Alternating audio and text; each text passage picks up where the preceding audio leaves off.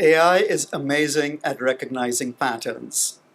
Show it 1,000 pictures of dogs, and it learns what a golden retriever looks like. Show it a new picture from a dog park, and it can pick out that golden retriever.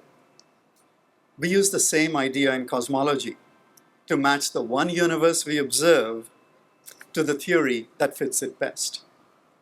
How? By building digital twins of the universe. Thousands of simulations, each based on a different theory.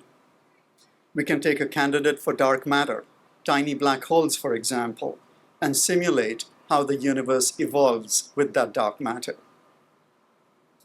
Then we make those simulations look like real data by blurring the images, adding noise, and so on.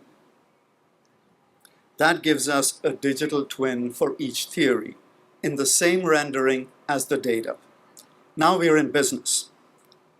When we get a new map of the universe, we can ask which theory is the closest match.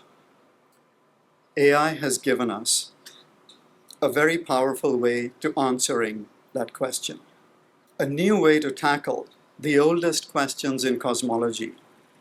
What is the universe made of, and where is it headed?